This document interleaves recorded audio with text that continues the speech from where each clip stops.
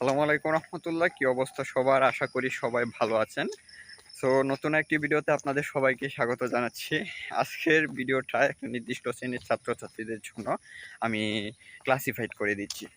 So বিষয়টা হচ্ছে, যারা অলরেডি চান্স পাওয়ার মাধ্যমে বিভিন্ন পাবলিক বিশ্ববিদ্যালয়ে ভর্তি হয়েছেন, এখন স্নাতক প্রথম বর্ষে আছেন, কিংবা ভবিষ্যতে যারা এই স্নাতক প্রথম বর্ষে পা রাখতে যাচ্ছেন, তাদের জন্য এই ভিডিওটা অনেক হেল্পফুল হবে। সো বিষয়টা হচ্ছে, যেহেতু আপনারা স্নাতক প্রথম বর্ষে রয়েছেন, এই ক্ষেত্রে এই জায়গাটাতে যেহেতু নতুন, তো এই জায়গায় আপনাদের কোন কোন বিষয় অবশ্যই করণীয় এবং বর্জনীয় রয়েছে সেই বিষয়গুলো জানা উচিত। আর এই বিষয়গুলো আপনারা তখনই জানবেন যখন এই স্টেজটা যে ব্যক্তি পেরিয়ে গিয়েছে তার থেকে আপনারা অভিজ্ঞতা লাভ করেন। সো আমি যেহেতু এই স্টেজটা পেরিয়ে গিয়েছি, সো আমার অভিজ্ঞতার আলোকে এই স্নাতক প্রথম বর্ষটাকে আপনাদের কোন কোন বিষয় করণীয় সেগুলো একটু তুলে ধরার চেষ্টা করব।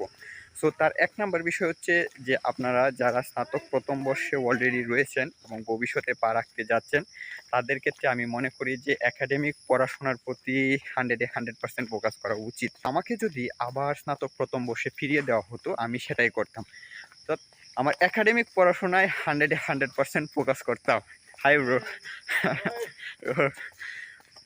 সো আমি যেখানে ছিলাম 100% ফোকাস করতাম। সো এখানে একাডেমিক পড়াশোনা থেকে যে আউটকামটা আসে সেটা হচ্ছে সিজিপিএ।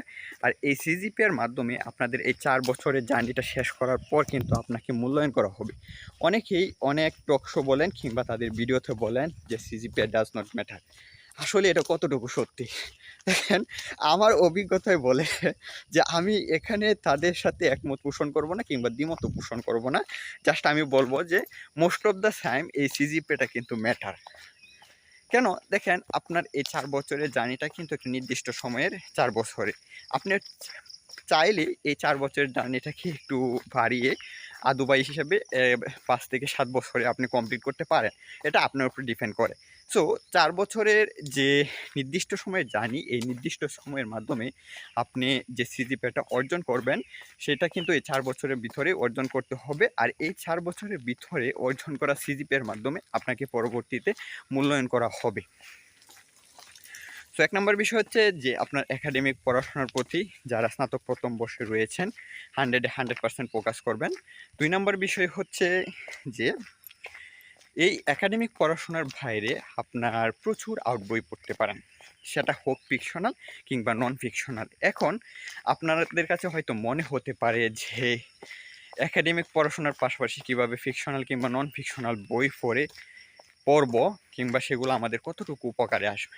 দেখেন, আপনাদের এই 4 বছরের জার্নির পরে কিন্তু আপনাকে কেউ বাঁধা ধরা নিয়মের মাধ্যমে পড়াবে না। সো আপনি কিন্তু পরে স্বাধীন হয়ে যাচ্ছেন। সো পরবর্তী সম্পূর্ণ জীবনটা আপনার এই 4 বছরের যে শেষ পড়াশোনাটা রয়েছে, সেই পড়াশোনার মাধ্যমে যদি আপনি শুধু একাডেমিক নলেজ নিয়ে যান, তবে পরবর্তীতে হয়তো আপনার অনেক দুঃখ বোধ করতে হবে। তো যদি দুঃখ বোধ করতে না চান, সেই ক্ষেত্রে আমি আপনাদের বলতে পারি যে, একাডেমিক নলেজের পাশাপাশি কিছু আউট নলেজ আপনাদের ব্রেইনে প্রবেশ করান, যেটা আপনার চিন্তা চেতনাকে অনেক সম্প্রসারিত করবে। এই ক্ষেত্রে আমি আপনাদেরকে অ্যাডভাইস দিতে পারি যে, আপনারা প্রবন্ধ পড়তে পারেন। তো আপনারা যদি প্রবন্ধ পড়েন, সেক্ষেত্রে আপনাদের চিন্তা চেতনা অনেক প্রসারিত হবে এবং আপনারা উন্নত মানুষ হতে পারবেন। সো 2 নম্বর বিষয় হচ্ছে যে, একাডেমিক পড়াশোনার পাশাপাশি প্রচুর আউট বই পড়েন। 3 নম্বর বিষয়, টাইম ম্যানেজমেন্ট এবং পার্সোনাল ডেভেলপমেন্ট। সো পার্সোনাল ডেভেলপমেন্টটা বিভিন্নভাবে করা যায়। প্রথমে আমি টাইম ম্যানেজ নিয়ে বলে নিই। দেখেন, আপনার এই সম্পূর্ণ 4 বছরের জার্নি একটা নির্দিষ্ট সময়ের জন্য। আর এক্ষেত্রে আপনি যদি আপনার প্রথম বর্ষ থেকেই আপনার সময়টাকে সঠিকভাবে বিভাজন করতে পারেন, সেটা হতে পারে আপনার 24 ঘন্টা, 1 সপ্তাহ কিংবা 1 মাস, 1 বছরের। যেটা আপনি যদি করতে পারেন তো এটা ভালো। সো আপনার 24 ঘন্টা কীভাবে ব্যয় করবেন, সেটা কিন্তু আপনার স্নাতক প্রথম বর্ষে আপনার স্কিলের মাধ্যমে অর্জন করে যেতে হবে। যদি স্নাতক প্রথম বর্ষ থাকতে টাইম ম্যানেজমেন্ট আপনি শিখে যান, তবে পরবর্তী যে আপনার হাতে সময়টুকু রয়েছে, সেটা অনেক গুরুত্বপূর্ণ হবে। সো পার্সোনাল ডেভেলপমেন্ট আমরা বিভিন্নভাবে করতে পারি। সেটা হতে পারে স্কিলের মাধ্যমে কিংবা আপনার যে পার্সোনাল লাইফ রয়েছে সেটার মাধ্যমে। এখন যদি আমি স্কিলের কথা বলতে যাই, সেক্ষেত্রে বিভিন্ন ধরনের স্কিল কিন্তু আপনার হতে পারে। সেটা হতে পারে আপনার একাডেমিক রিডিং স্কিল, হতে পারে সেটা tech related. So tech related কথা বলতে গেলে বলতে হয় যে মোস্ট অফ দ্য ইউনিভার্সিটিতে হয়তো যে টেক রিলেটেড কোর্স থাকে। সো আমাদের সাস্টেও কিন্তু তেমন ব্যতিক্রম নয়। আমরা যেহেতু ইংলিশের স্টুডেন্ট হয়ে দেখা যায় সিএসসির একটা কোর্স করেছি। এই কোর্সের ভিতরে আমাদের ছিল হচ্ছে মাইক্রোসফট ওয়ার্ড, মাইক্রোসফট এক্সেল। তো এখানে তো ২ টা বিষয় রয়েছে। ২ টা বিষয়ের বাহিরে টেক রিলেটেড অন্যান্য অনেক বিষয় স্কিল থাকতে পারে। সেটা হতে পারে ফটোশপ, ভিডিও এডিটিং কিংবা ছবি এডিটিং। সো এই বিষয়গুলা যদি আপনারা স্নাতক ১ম বর্ষ থাকা অবস্থায় আপনাদের স্কিল ডেভেলপের মধ্যে রেখে দেন, তবে আশা করি যে ভবিষ্যতে এখান থেকে একটা ভালো আউটকাম আপনারা পাবেন। সো আরেকটা বিষয় হচ্ছে যে পার্সোনাল ডেভেলপমেন্ট বিষয় হতে পারে। সেটা যে আপনার টাইম ম্যানেজমেন্টের একটা কথা কিন্তু বললাম, যেটা কিন্তু এই পার্সোনাল ডেভেলপমেন্টের মাঝে পড়ে যায়। এছাড়াও আপনার অন্যান্য ক্যারেক্টারিস্টিক ডেভেলপ করতে পারেন। সেটা হতে পারে সততা, আপনার যে লিডারশিপ আছে সেই গুণগুলো আপনার স্নাতক ১ম বর্ষে কিন্তু ডেভেলপ করতে পারেন। এই হচ্ছে ৩ টা বিষয়। ৪ নাম্বার বিষয় হচ্ছে যে পার্ট টাইম আর্নিং ডট, অর্থাৎ আপনি কিভাবে পার্ট টাইম আর্নিং করতে পারেন। দেখেন, আপনি যে ৪ বছরের জার্নিটা শুরু করতে যাচ্ছেন, সো স্নাতক ১ম বর্ষ থাকা অবস্থায় আপনার পড়াশোনার প্রতি যদি 100% ফোকাস করেন, সেই ক্ষেত্রে আপনি আউট কোনো কাজ করতে পারবেন না বলে মনে হয়। সেক্ষেত্রে আপনার জীবন পরিচালনার জন্য পার্ট টাইম জবটা খুব গুরুত্বপূর্ণ। এখন পার্ট টাইম জবের ভিতরে যেটা হতে পারে, সেটা হতে পারে ফ্রিল্যান্সিং কিংবা টিউশন করানো। আর আপনারা যদি ওই বিষয়টা করতে যান, তো এটা কিন্তু আপনি ৪ বছর পরেও করতে পারেন। যদি আপনি স্নাতক ১ম বর্ষ থাকা অবস্থায় ওই ফ্রিল্যান্সিং স্কিলটা ডেভেলপ করেন, পাশাপাশি যদি টিউশন করাতে চান, তবে অবশ্যই টিউশন করানোর জন্য একটা ফিল্ডে আপনার স্পেসিফিক নলেজ কিন্তু লাগবে। আর সেই নলেজ অর্জনের জন্য অবশ্যই আপনার প্রয়োজন হবে সেই স্কিলটাকে ডেভেলপ করা।